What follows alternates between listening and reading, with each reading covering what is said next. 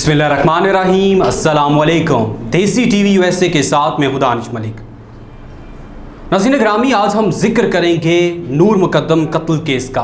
किस तरह से एक नौजवान लड़की को कत्ल किया गया, बल्कि बेहमाना कत्ल किया गया, तशद्दुद के साथ उस पर जुल्म और ज़्यादती की गई और उसके बाद उसको बेदर्दी से कत्ल किया गया। इस्लामाबाद के पोश इलाके सेक्टर F7 में ये तमाम तर वाक़या रोनमा हुआ। मुबैना तौर पर ज़ाहिर जाफ़र मुल्ज़िम इसमें उस पर इल्ज़ाम लगा और वो गिरफ़्तार है। इस तमाम तर कहानी में, इस तमाम तर वाक़े में कहीं ना कहीं बहुत से लोग इसमें मुजरम हैं। उस चौकीदार का भी उसमें नाम है, क्योंकि जब इस वाक़े का हुआ और वो भागने की कोशिश की, नूर मुकद्दम ने पहली मंजिल से वो गिरी और इसके बाद उसने भागने की कोशिश की, लेकिन चौकीदार ये तमाम तर मंजर देखता रहा और उसने कुछ मदद ना की। ज़ाहिर जाफ़र ने उस लड़की को यानी नूर मुकद्दम को दोबारा पकड़ा और घसीटते हुए गार्ड केबिन में बंद कर दिया।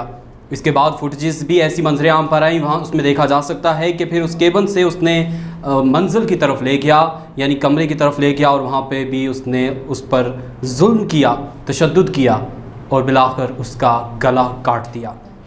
ये कत्ल इस्लामाबाद के इलाके सेक्टर F7 में हुआ, यानी वो इलाका जो कि पोश इलाका समझा जाता है और सिक्योरिटी के मामले में भी समझा जाता है कि वहाँ की सिक्योरिटी बेहतरीन है। इस तमाम तर मामले में हम देखते हैं तो हमारा मुआशरा भी कहीं ना कहीं जुर्म का मुर्तकब ठहरता है, क्योंकि अगर चौकीदार उस वक्त जब वो जुल्म हो रहा था तो अगर वो किसी ना किसी को बता देता, अगर ख़ुद कुछ नहीं कर सकता था तो किसी को बता देता, तो शायद आज हम नूर मुकद्दम के कत्ल के हवाले से बात ना कर रहे होते। शायद आज हम बात कर रहे होते कि एक लड़की ज़ख्मी हालत में अस्पताल है। शायद आज हम बात कर रहे होते कि वो ठीक हो चुकी है।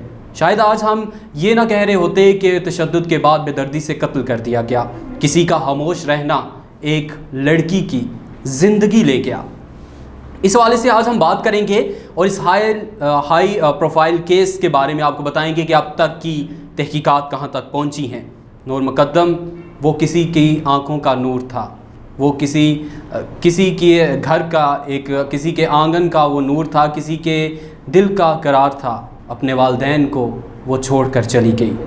अगर आज भी हम खामोश रहे तो कल को हमारी बेटी बहन, आपकी बेटी बहन के साथ भी ऐसा हो सकता है। लेकिन वही बात मैं कह रहा हूँ कि आगे भी मैंने जिक्र किया कि किसी एक बंदे के खामोश रहने से ये तमाम तर मामला मज़ीद संगीन हुआ। चौकीदार को चाहिए था कि वो अगर ख़ुद नहीं कुछ कर सकता था तो किसी को मदद के लिए पुकारता, लेकिन वो ये मंज़र देखता रहा और दरिंदा सिफ्त इंसान मुल्ज़िम मुबैना तौर पर ज़ाहिर जाफ़र, उसने ये तमाम तर वक़ुआ किया और एक लड़की को बेदर्दी से कत्ल कर दिया। इस हवाले से हम मज़ीद जानेंगे। वीडियो में आगे बढ़ते हैं और आपको इस केस के हवाले से अब तक की पेशरफ्त से आगाह करते हैं।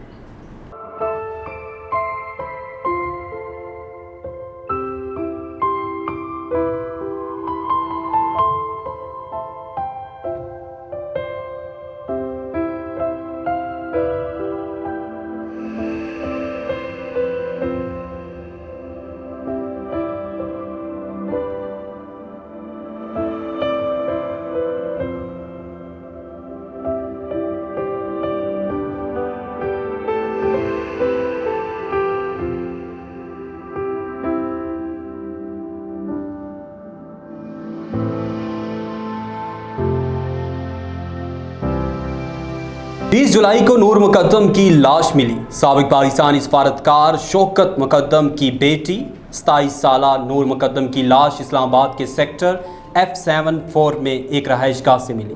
पुलिस का कहना था कि इसे गोली मारी गई और इसका सर कल्म कर दिया गया। हालांकि बाद में इस केस की तफ्तीश करने वाले SSP ने इसकी मुखालफत की है। नूर के दोस्त ज़ाहिर जाफ़र को जाए वक़ुआ से गिरफ्तार किया गया है और इसके खिलाफ कोहिसार पुलिस स्टेशन में FIR दर्ज है। 22 जुलाई SSP इन्वेस्टिगेशन इस्लामाबाद ने मीडिया को ब्रीफिंग दी थी।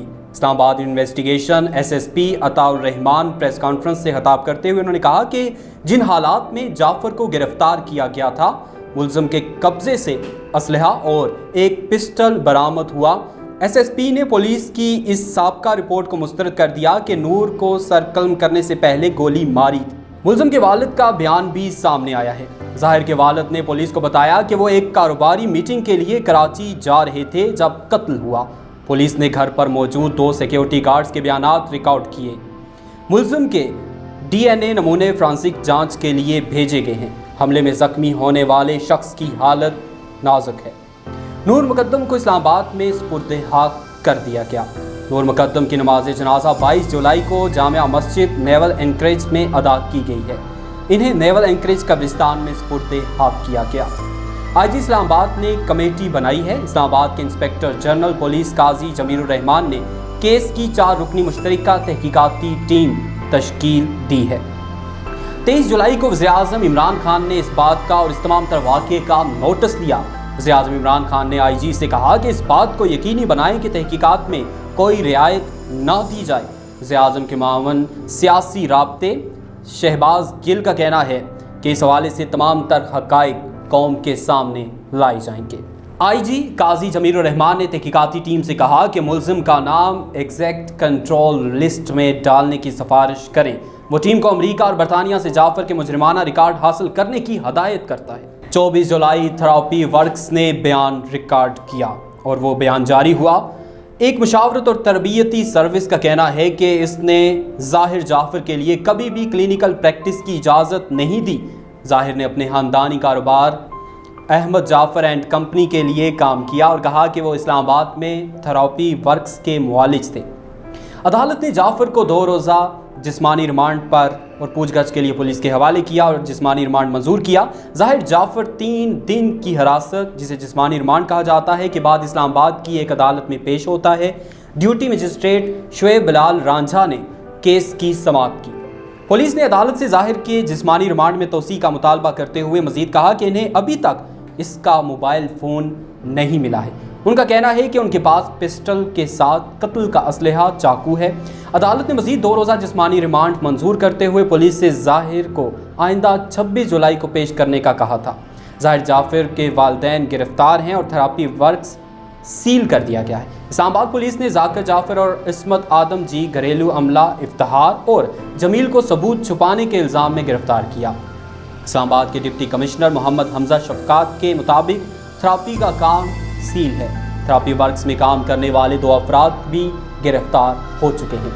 اس کے بعد 25 جولائی کو ظاہر جعفر کے والدین کا پولیس ریمانڈ۔ اسلام آباد کی ایک عدالت نے ظہیر جعفر کے والدین اور گھریلو عملے کو پوچھ گچھ کے لیے پولیس حراست میں بھیج دیا۔ ڈیوٹی مجسٹریٹ شہزاد خان اتوار کو کیس کی سماعت کرتے ہیں اور عدالت پولیس سے کہتی ہے کہ وہ انہیں 27 جولائی کو پیش کرے۔ اس کے بعد کی کہانی کچھ اس طرح سے ہے کہ 26 جولائی کو ظاہر جعفر کا نام بلیک لسٹ میں شامل کیا جاتا ہے۔ ظاہر جعفر کا نام سفری بلیک لسٹ میں ڈال دیا گیا۔ اس کا مطلب ہے کہ وہ ملک سے باہر نہیں جا سکے گا۔ وفاقی وزیر داخلہ شیخ رشید نے پیر کو اس کی تصدیق کی۔ ان کا کہنا ہے کہ ایگزیکٹ کنٹرول لسٹ میں نام شامل کرنے کا فیصلہ وفاقی کابینہ کرے گی۔ اس کے بعد جسمانی ریمانڈ میں توسیع کی جاتی ہے۔ کوہسار پولیس ظاہر جعفر کو ڈیوٹی مجسٹریٹ کے سامنے پیش کرتی ہے اور اس کے جسمانی ریمانڈ میں مزید 2 دن کی توسیع کی جاتی ہے۔ 30 جولائی والدین نے ضمانت کے لیے درخواست دی۔ نور کے والد نے وکیل حاصل کرنے کو کہا۔ ظاہر جعفر کے والدین ضمانت کے لیے درخواست دیتے ہیں۔ عدالت نے نور کے والد سے قانونی نمائندگی حاصل کرنے کو کہا۔ ان کا کہنا ہے کہ انہیں پیر تک کا وقت چاہیے اور اس کے بعد کی کہانی اگلی سماعت 4 اگست تک کہہ دی جاتی ہے۔ ناظرین، اس کے بعد ہم دیکھیں گے کہ 4 اگست کے بعد یہ کیس کون سا رخ اختیار کرتا ہے اور پھر یہ کیا منطقی انجام تک پہنچے گا۔ اب تک کی پیش رفت کافی حوصلہ افزا ہے ظاہر جعفر، لیکن پولیس کے بیانات کو اگر دیکھا جائے تو ان میں ہمیں کہیں نہ کہیں متضاد بیانات نظر آتے ہیں، یعنی ایک تضاد نظر آتا ہے۔ اب یہ تضاد کیا کھل کر سامنے آئیں گے؟ کیا نور مقدم کے قتل کے حوالے سے اس کے والدین کو انصاف مل پائے گا؟ یہ سب سے ہم آپ کو باخبر رکھیں گے۔ اب تک کے لیے اتنا ہی۔ دیسی ٹی وی کو دیکھتے رہیے اور کرنٹ افیئر سے آپ باخبر رہیے۔